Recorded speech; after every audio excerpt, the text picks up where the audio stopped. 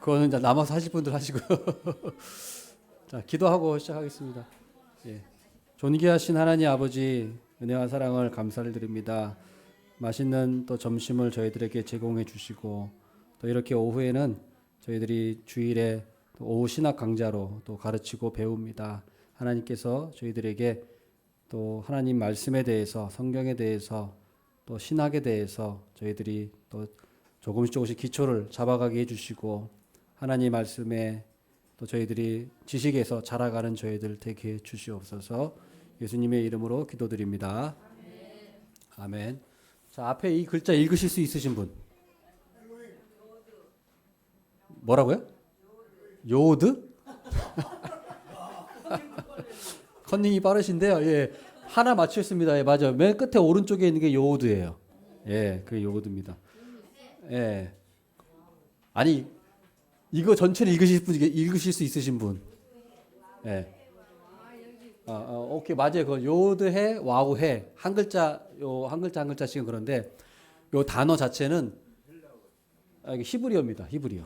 예. 헬라어 아니고요. 히브리어인데, 자, 이거를 읽으실 수 있으신 분 없으시죠? 이거는 아무도 읽을 수 있는 사람이 없습니다. 아무도 읽을 수 있는 사람이 없어요. 신기하죠? 예. 그래서 이것을 신성 내문자라고 하고 있어요. 신성 내문자. 그래서 이것을 가르쳐 드릴게요. 이 글자가 바로 여호와입니다. 여호와. 여호와. 예. 그러나 이 부분에 대해서 오늘 좀 더 자세히 설명드리겠지만 중간에 말씀드리겠습니다. 아무튼 이 정도로 하고, 자, 오늘은 하나님의 이름에 관해 대해서 배웁니다. 하나님의 이름. 하나님의 이름은 대단히 중요합니다. 왜냐하면 하나님께서 이름을 통해서 계시 주시기 때문에, 이름이라고 하는 건 단지 그냥 그 사람에 대한 묘사가 아니라 그 어떤 성질, 개성, 특성이 다 들어가 있는 게 이름이에요. 그래서 하나님이 여호와, 엘로힘, 뭐 엘샤다이 하는 게 그냥 갖다 붙인 게 아니고, 자, 보세요. 우리가 아담은 어때요? 아담은 그 동물들이랑 생물들을 자기가 이름을 붙여줬죠. 자, 하나님의 이름은 누가 붙였습니까? 우리가 붙인 게 아니죠. 하나님의 이름은 스스로 붙이신 거예요. 그러니까 그걸 계시라고 하는 거예요. 하나님의 이름을 우리에게 알려주신 거죠. 우리가 하나님을 이름을 갖다 붙인 게 아니잖아요. 그러나 사람 이름은 어때요? 우리가 자기가 붙이기도 하고 자기가 계명할 때 자기가 지어서 이렇게 하지만, 하나님의 이름은 우리가 붙인 게 아니에요. 우리가 만든 게 아니에요. 그러니까 하나님 스스로 본인의 이름을 우리에게 계시해 주신 거예요. 그리고 이름을 계시해 주실 때는 단지 그냥 아무런 의미 없는 소리가 아니라 굉장한 하나님의 그 뜻이 거기 들어가 있기 때문에 우리가 이름은 아주 중요합니다. 그래서 오늘 그에 대해서 좀 배우겠습니다. 자, 오늘 그 사람들의 이름의 뜻이 거기 그 표에 있죠? 한번 넣기를 한번 하겠습니다. 거기 빈칸을 채우기를 한번 해보세요. 여러분, 잠깐 제가 시간을 한 1, 2분 드릴 테니까 한번 해보세요. 자, 하와, 창세기 3장 20절 한번 찾아보시고, 네, 창세기 3장 20절. 하와의 뜻이 뭘까요? 이름의 뜻이.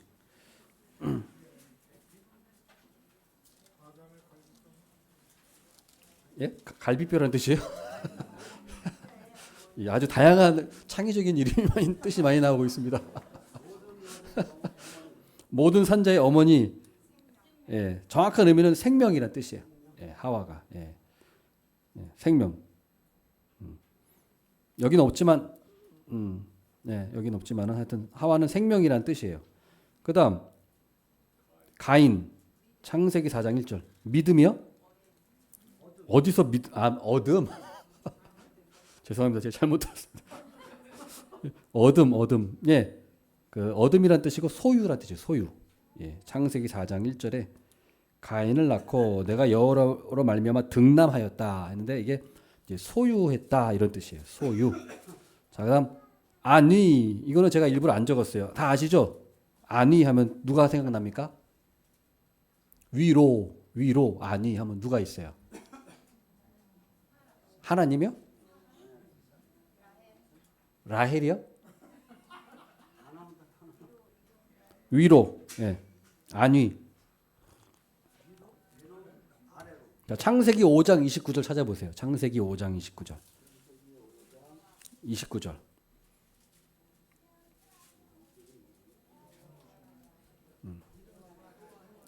누구죠? 노아. 맞습니다. 노아. 자, 그다음 창세기 11장 9절에 바벨이라는 뜻이 뭘까요? 바벨탑 쌓았잖아요. 그거 얘기 말하는 겁니다. 바벨탑 쌓았잖아요. 높아진다고요? 네. 성경을 보세요. 성경에 답이 있습니다. 네. 상상의 나래를 펼치지 마시고 성경. 우리가 항상 성경을 봐야 되는 거예요.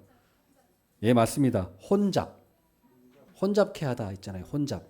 하나님께서 바벨탑을 사람들이 쌓고 나서 이제 언어를 혼잡하게 하셨잖아요. 그래서 그걸 바벨탑이라고 했습니다. 언어를 혼잡하게 하셨다. 그런 뜻이에요. 바벨. 혼잡. 자, 그러면 이스마엘. 창세기 16장 11절. 뜻은 뭘까요? 이스마엘. 엘이 있으니까 엘은 하나님이라는 뜻이니까 고통. 하나님이 들으신다. 맞아요. 하나님이 들으신다. 하나님이 이스마엘의 엄마가 하갈이잖아요. 하갈의 고통을 하나님이 들으셨죠. 예. 그래서 이스마엘이라는 이름이 있습니다. 그래서 하나님께서 들으신다. 자, 마지막으로 발꿈치를 잡은 자. 이건 너무 잘 아시죠? 누구죠? 야곱. 네, 야곱. 야곱. 예. 많이 있습니다만은 다 찾을 수는 없고 요 정도 우리가 한번 맛보기로 한번 그러니까 이건 무슨 말이냐면 성경에 나오는 이름들은 다 뭐예요? 의미가 있다는 거예요. 예. 그 의미 하나하나가 다 있어요. 자, 그래서 하나님의 이름의 중요성. 하나님과 그의 이름은 아주 밀접한 관계가 있습니다. 하나님의 이름은 그 자체로 하나님이 친히 계시 주신 것입니다. 사람이 마음대로 하나님께 이름을 부여할 수가 없습니다. 하나님의 이름은 하나님께서 능동적으로 객관적으로 하나님을 알리시는 하나님의 계시입니다. 하나님의 이름은 그가 외적으로 드러내시는 덕과 우월성, 그의 영광, 영예, 구원하시는 능력을 계시합니다. 이거에 대해서 오늘 배울 겁니다. 하나님의 이름을 통해서 무엇을 우리에게 계시하시는 건지. 자, 첫 번째로 하나님의 이름은 하나님 자신을 대표합니다. 자, A. 자, 선지자들은 하나님의 이름으로 예언을 했습니다. 선지자들은 하나님의 이름으로 예언을 했습니다. 거기다 쓰시면 돼요. 네. 선지자들은 하나님의 이름으로 예언을 했습니다. 예언을 했습니다. 자, 신명기 18장 18절에서 19절을 한번 찾아보시기 바라겠습니다. 신명기 18장 18절에서 19절.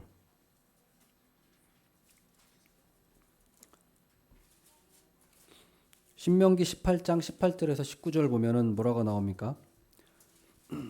선지자 하나를 그들을 위하여 일으키고 그 다음에 쭉 내려가서 누구든지 내 이름으로 전하는 내 말을 듣지 아니하는 자는 내게 벌을 받을 것이요. 그래서 선지자를 통해서 하나님이 예언하신다, 말씀하신다는 것을 얘기하고 있어요. 그러니까 선지자가 누구의 이름으로? 하나님의 이름으로 예언을 했습니다. 자, 그다음 두 번째, 제사장들도 여호와의 이름으로 백성들을 축복했습니다. 아론과 그의 아들들에게 말하여 이르기를 너희는 이스라엘 자손을 위하여 이렇게 축복하여 이르되. 그래서 민수기 6장 23절 이렇게 나오고, 그다음 C, 알파벳 C, 여호와의 이름을 더럽히거나 모욕하면 사형에 처했습니다. 레위기 24장 16절. 여호와의 이름을 모독하면 사형에 처했어요. 레위기 24장 16절. 한번 찾아보세요. 레위기 24장 16절. 레위기 24장 16절. 한번 읽어볼까요? 여호와의 이름을 모독하면 그를 반드시 죽일지니 온 회중이 돌로 그를 칠 것이니라. 그래서 하나님의 이름 모독하면 돌로 쳐 죽이는 그런 형벌을 받았습니다. 그 다음 넘어가겠습니다. 자, 하나님의 이름은 하나님의 계시입니다. 하나님을 드러내신다. 계시라고 하는 것은 드러내신다, reveal, 드러내신다는 거예요. 그래서 하나님의 이름 두 가지가 소개되고 있습니다. 첫 번째로 엘샤다이, 두 번째로 여호와. 자, 엘샤다이는 무슨 뜻일까요? 창세기 17장 1절에 나옵니다. 엘샤다이.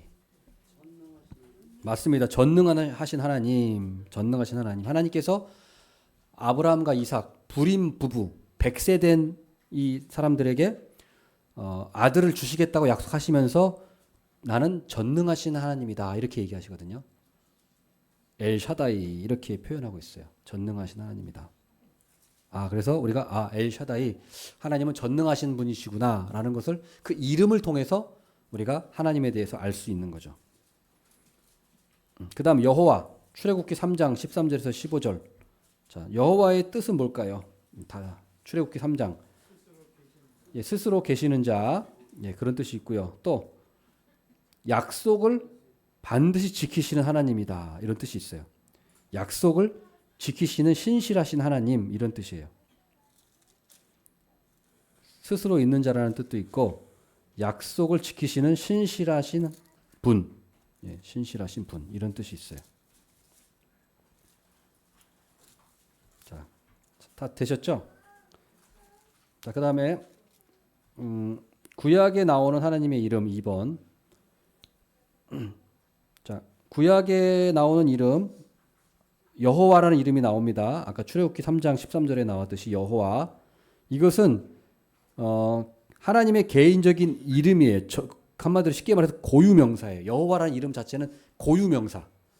일반 명사가 아니고요. 그리고 엘이 들어가는 거는 고유명사가 아니고 사실은 이거는 모든 그 고대 근동의 신을 엘이라고 불렀어요. 엘이라고. 하나님만 엘이라고 부른 게 아니라 고대 근동의 신들을 엘이라고 불렀어요. 엘. 그래서 엘이라고 하는 거의 뜻은 그냥 신이라는 의미예요. 신. 엘이라고 하는 거는 신. 그래서 우리나라도 우리가 하나님이라고 부르죠. 하나님. 이거는 고유명사가 아니잖아요. 이거는 우리나라가 예전부터 어떤 그 하느님이라고 그런 민족적인 어떤 그런 신앙이 있었죠. 그래서 뭐 정화수 떠놓고 이렇게 하느님 빌면서 하늘에 계신 어떤 그 초월자, 전능자 그런 분에게 빌었잖아요. 그 하느님이 그 용어가 기독교에 들어와서 우리도 그냥 하나님이라고 부른 거잖아요. 그래서 어떤 분은 우리 기독교는 하나님이고 천주교는 하느님이라고 부르긴 해요. 그런데 그 차이가 왜 그럴까? 어떤 분은 우리 기독교는 여호와 유일신이니까 하나뿐이 없는 하나님이라고 해서 하나님이라고 부른다. 아닙니다. 예. 그것 때문에 하나님이라고 부른 게 아니에요. 정확한 건 뭐냐면 하느님이나 하나님이나 같은 의미인데 옛날에는 하늘을 하날이라고도 했어요. 하날. 하늘의 발음을 하날. 그래서 하늘님이라고 하기도 하고 하날님이라고 하기도 했어요. 하날님이라고. 그래서 하느님이나 하나님이나 같은 하늘을 하늘로 발음하느냐 하날로 발음하느냐에 따라서 하느님, 하나님 이렇게 부른 거지. 우리가 뭐 그게 하나뿐인 하나님이라서 그 하나님이라고 부르고 그거는 뒤에 그냥 사람들이 갖다 붙인 말이에요. 예, 그런 뜻이 아닙니다. 그래서 우리는 하나님, 예, 하늘에 계신 분, 하늘에 계신 하나님 이걸 얘기하는 거예요.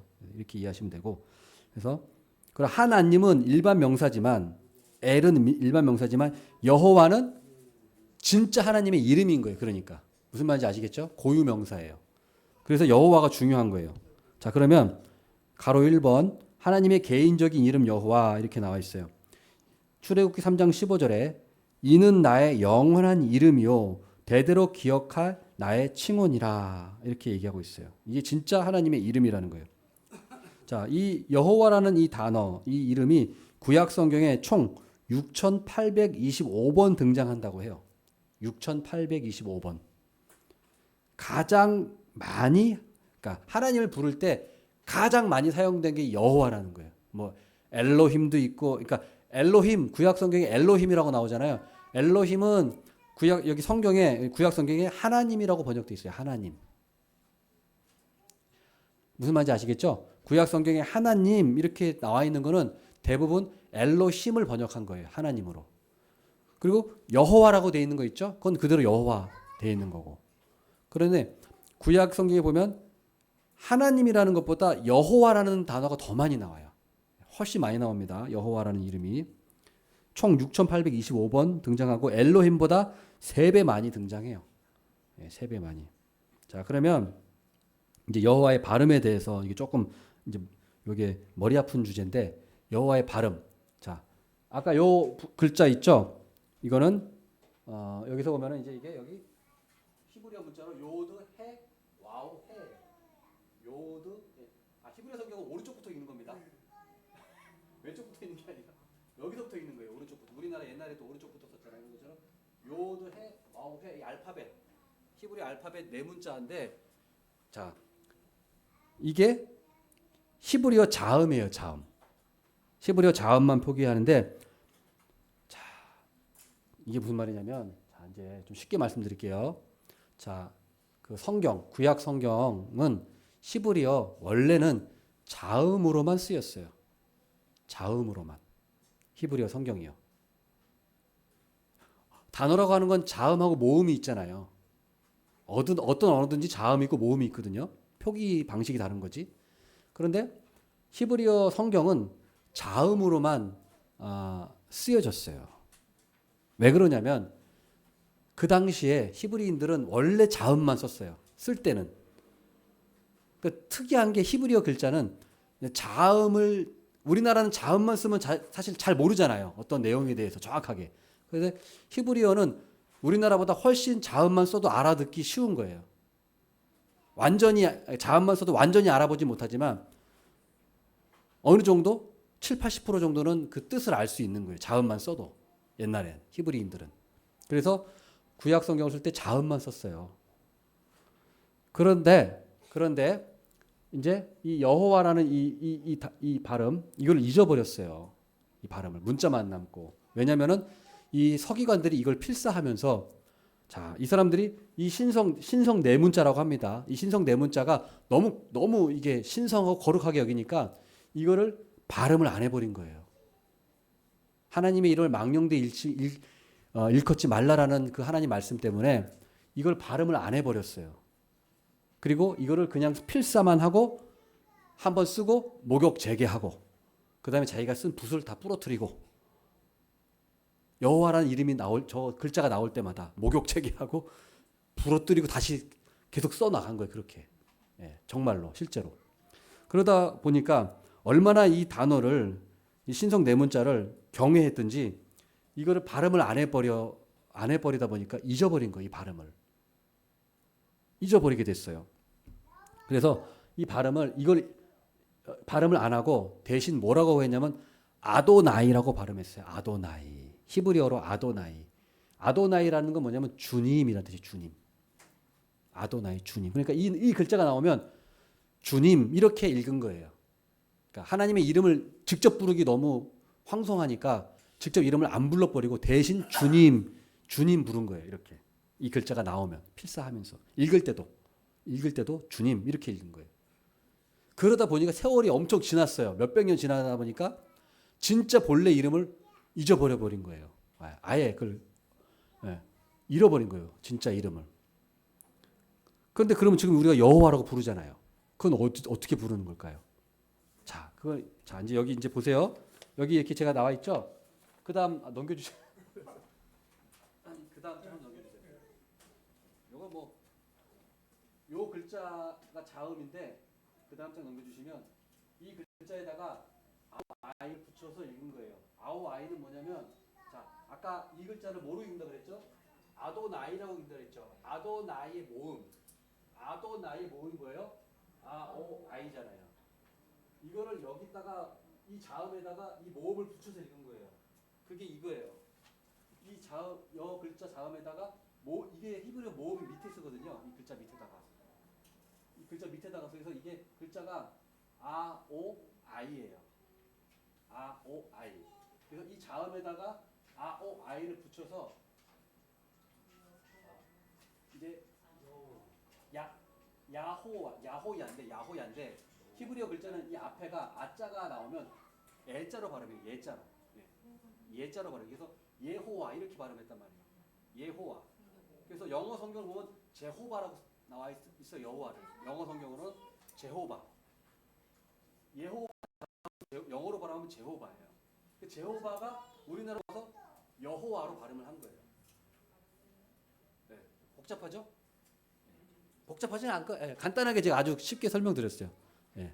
그러니까 이거는 뭐 아주 중요한 건 아니고 이게 참고로 알고 계시면 되는 거예요. 예. 그래서 여호와라는 발음을 우리가 왜 하고 있는지 이런 과정이 있었다는 걸. 예. 그래서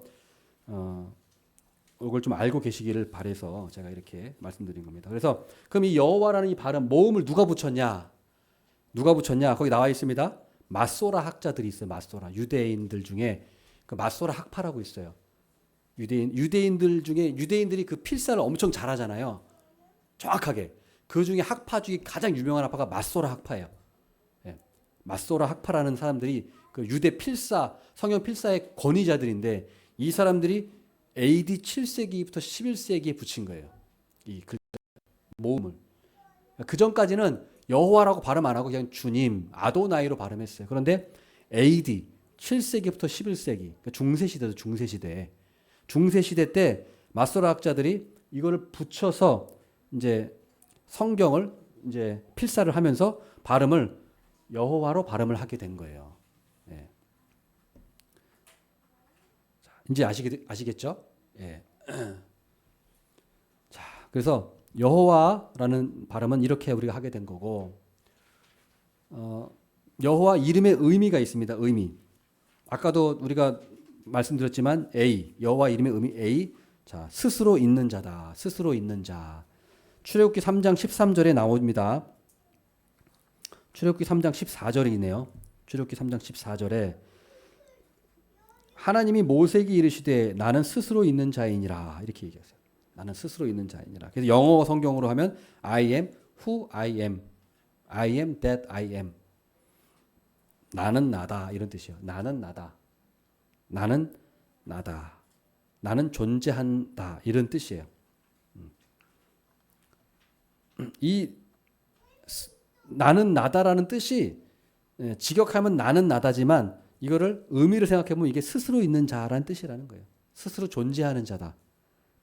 그러니까 오직 스스로 존재하시는 분은 오직 하나님밖에 없어요. 여호와 하나님밖에. 생각해 보세요. 스스로 존재하는 그 어떤 게 뭐가 있어요? 없어요. 아무도. 아무것도.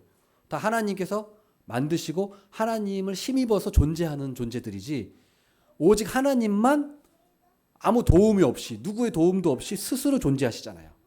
그걸 말하는 거예요. 그 하나님은 나는 누구의 도움도 필요 없이 자존하시는 분이다. 그리고 창조자다. 그리고 불변하는 자다. 어제나 오늘이나 영원토록 동일하신 분이다. 존재가 변하지도 않고 성품이 변하지도 않아요. 하나님은. 그런 의미예요. 그래서 또 하나님의 존재는 영원해요. 그런 의미입니다. 스스로 있는 자라는 뜻이. 그 다음 두 번째, 약속을 지키는 신실하신 분 이런 뜻이에요. B, 알파벳 B. 약속을 지키시는 신실하신 분 이런 뜻이에요. 이게 사실은 가장 중요합니다. 이게 가장 중요해요. 약속을 지키시는 분이라는 게. 자, 출애굽기 3장에서 하나님께서 갑자기 내 이름을 여호와로 알려주시고 왜 이걸 왜 출애굽기 3장에 얘기하셨을까요? 자, 이제 저를 보세요. 자, 이제 저를 보세요. 이제 이게 제일 중요한 거기 때문에 출애굽기 3장에서 하나님께서 뭐라고 하냐면 내가 내 이름을 이제 여호와로 너희들한테 이제 알려준다. 알려준다. 이렇게 얘기하시는 거예요. 근데 그럼 왜 이제 와서 하나님의 이름을 여호와라는 이름을 가르쳐 주실까요? 그전에는 어땠을까요? 그러면 아담과 하와나 아니면 아브라함은 하나님 여호와 하나님 몰랐을까요? 자, 보세요. 자, 출애굽기 3장에 하나님이 처음으로 여호와라는 이름을 가르쳐 주셨는데 그럼 그전에 여호와라는 이름이 안 나옵니까? 성경에? 나와요. 창세기 2장부터 나옵니다. 여호와라는 이름이. 근데 창세기 3장에 알려주셨다면서요. 그러면 그전에는 뭐예요? 말이 안 맞잖아요, 이게 지금. 그렇지 않나요? 아니 여호와라는 이름을 지금 여기 창세기 출애굽기 3장에서 처음으로 모세한테 알려주셨는데 그럼 모세 이전에 아브라함이나 야곱이나 이삭이나 이 사람들은 그럼 여호와라는 이름을 몰랐다는 얘기잖아요. 그런데 아니라는 거예요. 야, 이게 무슨 말이냐면 자, 이게 여호와라는 이름을 이때 출애굽기 3장에서 처음 가르쳐 주셨다는 것이 아니고 아브라함이나 이삭이나 야곱이나 여호와라는 이름을 알았어요. 하나님께서 알려주셨어요. 그러나 여기서 출애굽기 3장에서 말하는 건 뭐냐면 여호와의 의미를 계시해 주셨다는 거예요. 처음으로. 그러니까 모세 이전에 아브라함, 이삭, 야곱 이 족장들은 하나님을 여호와로 불렀지만 여호와라는 이름의 의미는 모르고 불렀어요. 그냥 하나님의 이름이 여호와네.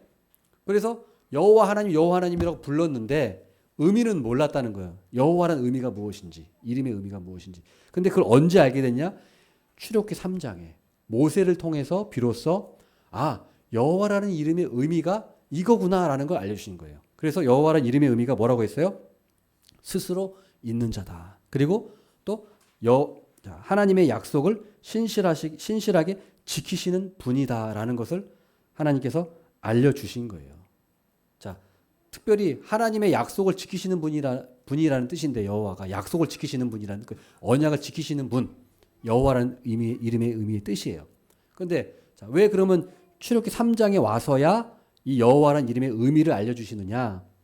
그것은 다른 게 아니라 약속을 지키시는 신실하신 분이라고 할 때 그것은 시간이 필요한 거예요. 이 사람 예를 들어 사람이에요. 이 사람이 신실한 사람인지 이 사람이 약속을 하고 지키는 사람인지 알려면 그게 단시간에 됩니까? 단기간에 한 번에 되나요?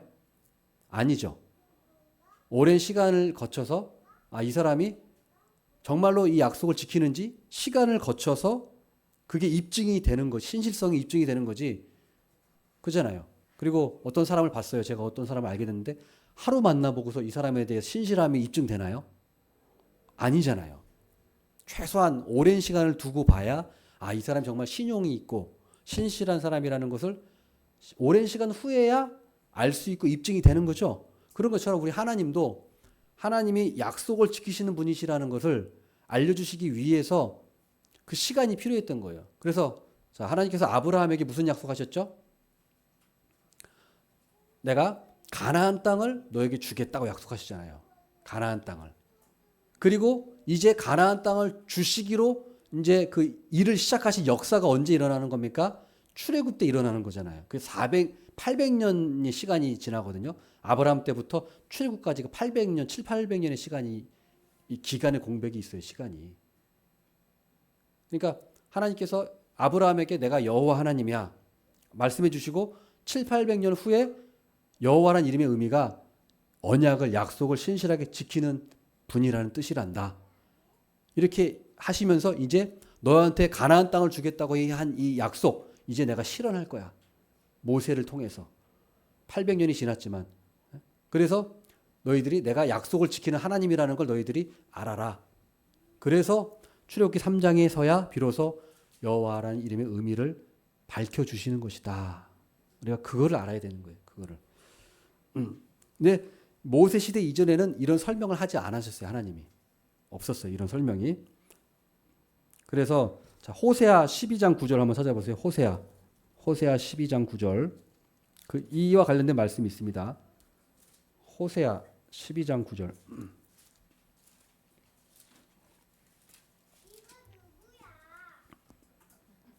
예, 호세아 12장 9절 보면 내가 애굽 땅에 있을 때부터 나는 내 하나님이 여호와니라. 내가 너로 다시 장막에 거주하게 하기를 명절날에 하던 것 같게 하리라. 보세요. 호세아 12장 9절에 보면 언제부터? 네가 애굽 땅에 있을 때부터 나는 내 하나님 여호와니라. 그래서 이 말씀이 있고 다음에 또 어디죠? 13장 4절에도 같은 말씀이 있어요. 그러나 애굽 땅에 있을 때부터 나는 내 하나님 여호와라. 여호와라는 이름을 이제 모세를 통해서 알려주시지만 모세 이전에 애굽에서 노예살이 할 때부터 나는 여호와로 너희들과 함께하고 있었다. 그런 의미예요. 이 약속을 신실하게 지키시는 하나님이시다. 이것이 중요한. 그래서 우리가 제일 중요한 게 이겁니다. 여호와 우리 하나님 부를 때 이 하나님은 어떤 하나님이냐? 하나님 약속을 지키시는 분이구나. 우리가 그걸 알아야 된다는 거예요. 그게 여호와의 가장 중요한 의미라는 거예요. 네? 약속을 지키시는 분이네. 하나님께서 우리에게 약속하신 거. 아브라함에게 내 자손을 하늘의 별과 같이 많게 해주시고 가나안 땅을 너에게 주겠다고 하신 약속. 그 약속을 하나님이 신실하게 지키시는 분이고 또 성경에 우리 성도들에게 하신 약속들이 무수히 많잖아요. 무수히 많아요. 하나님께서 우리에게 주신 약속, 구원의 약속, 또 재림의 약속, 또 하늘의 복을 주시는 약속. 이 모든 게 성경은 약속이잖아요. 구약, 신약. 이 약속이에요. 이 약속을 하나님은 그러니까 약속하시고 약속을 지키시는 분이시다. 이것을 우리가 분명히 알아야 된다. 이게 가장 중요한 의미예요. 중요한 의미. 그래서 그럼 이제 거의 다 끝났어요. 자, 그다음 2번, 가로 2번. 하나님의 일반적인 이름, 이제 여호와는 고유명사, 개인적인 이름이고 일반적인 이름은 바로 뭐냐면 엘로힘. 아까 말씀드렸듯이 엘로힘은 하나님이란 뜻이에요. 하나님. 근데 어원은 강한, 위대한, 위엄, 힘 있는 자 이런 뜻이에요. 힘 있는 자. 고대 근동에 엘로힘 하면은 강한 자, 힘 있는 자 이렇게 쓰였어요. 예. 바벨론, 페니키아, 아람, 히브리인들이 셈족들이 그렇게 이 단어를 썼어요. 그래서 엘로힘은 어원적으로는 강한 자, 두려워해야 할 자, 강한 자 이런 뜻이에요. 근데 이게 구약 성경에는 하나님 이렇게 번역됐어요. 하나님. 예. 그다음에 그래서 이 엘로힘이라는 단어는 성경에 2570번이 나와요. 2570번이 나오고 창세기 1장 1절에 태초에 하나님이 천지를 창조하시니라 했잖아요. 베레시트 바라 엘로힘. 그래서 이 태초에 하나님 창세기 1장 1절에 그 하나님이 바로 엘로힘이라는 단어예요. 히브리어 엘로힘. 성경에 2570번. 두 번째로 많이 나오는 거예요. 엘로힘이. 첫 번째로 많이 나오는 건 여호와. 두 번째로는 엘로힘. 예. 그다음 또 이제 2번 주를 뜻하는 아도나이. 하나님을 아까 우리 구약의 서기관들이 여호와라는 글자를 두고 아도나이라고 불렀다고 했잖아요. 아도나이. 주님이라고 불렀어요. 주님. 그러니까 아도나이는 그냥 주님이란 뜻이에요. 주인. 우리가 지금 하나님 부를 때 주님 이렇게 하잖아요. 주님. 그런 것처럼 그 당시 사람들도 아도나이, 주님, 소유자, 주님 이런 뜻으로 불렀다는 거예요. 이 아도나이는 성경에 456번 사용됐어요. 456번.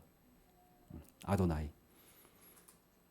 그다음 세 번째로 신약 성경에 나오는 이름이 또 있습니다. 신약 성경에 나오는 하나님의 이름.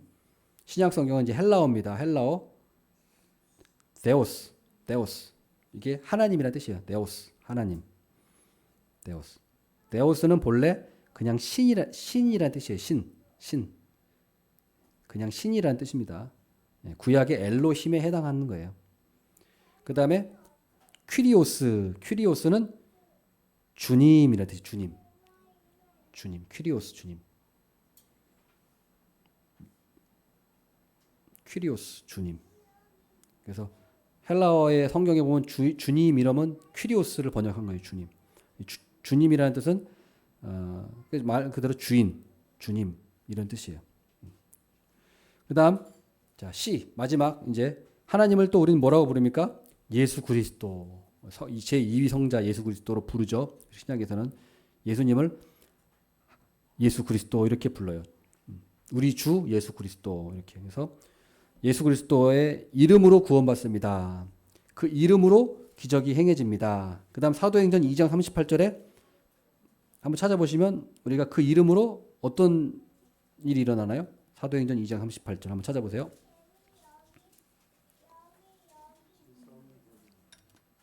맞습니다. 우리 예수 그리스도의 이름으로 죄 용서를 받는다. 그런 뜻이고요. 예수 그리스도의 이름으로 죄 용서 받는다.